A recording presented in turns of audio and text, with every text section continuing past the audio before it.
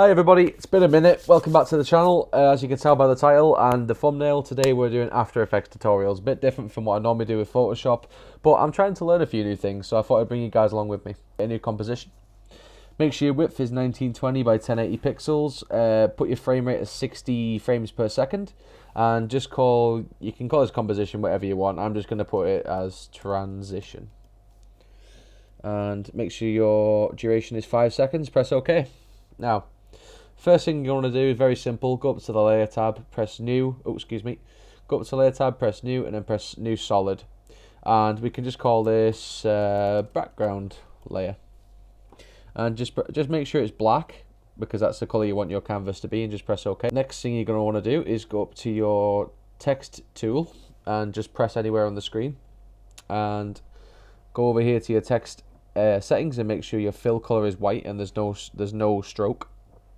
Make sure that's unticked. And what we can do is we could just call this transition. And what I'm going to do is make it a little bit bigger, and the way to do this is click on the actual layer, press the S key to bring up the scale, and then you can just increase it. Somewhere around 190 feels good to me. That's fine. Now we're going to have to use the pan behind option. So what we're going to do now is we're actually going to go up here, and you'll notice this icon that I have circled, which is called pan behind. It's basically like it determines your anchor point of any given layer.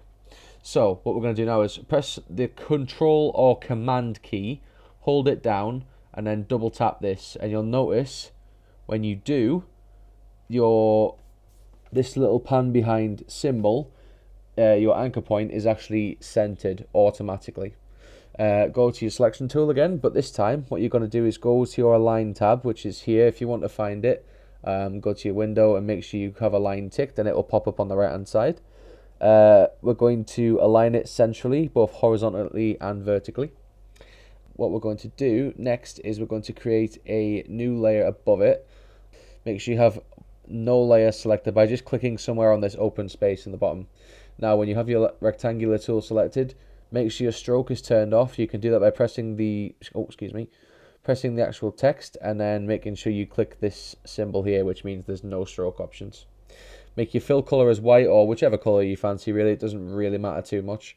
We're going to click somewhere off the screen here, click and drag down somewhere to like this, just so we're not actually touching the text, but we're close to it.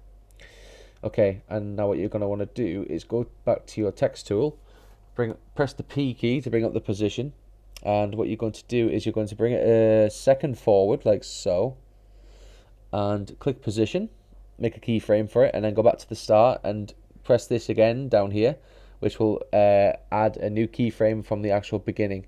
And what you're going to do here is you're actually going to come across to your position values, and you're going to drag it left. Just keep going with it until it's completely off the screen to where you want, just like that, so it's hidden.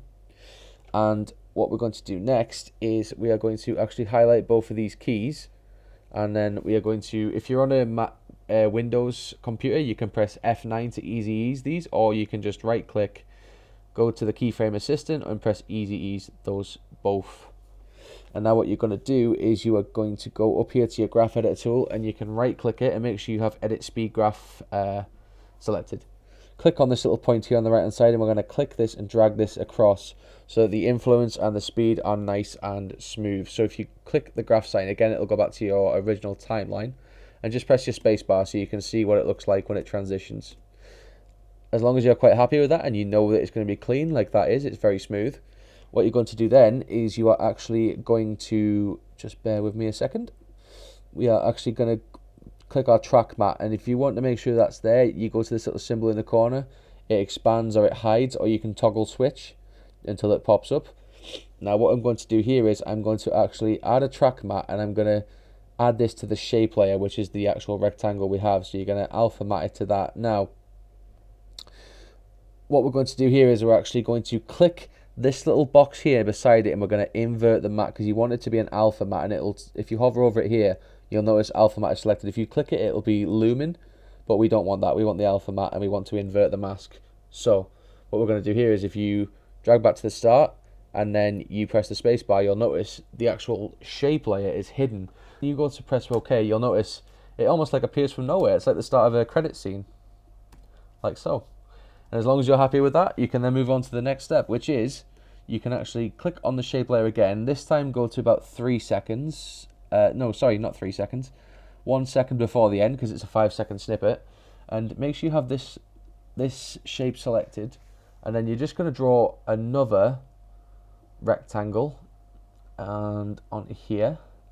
And just try and get it about the same distance. It does not matter if it's not the same. Just try and get it about the same distance from the other side. And then what you're going to do now is, because these shapes carry the same properties, what you can actually do is go back down to your transition tool, click P again to bring up the position. You can hide this if you like, it doesn't really matter.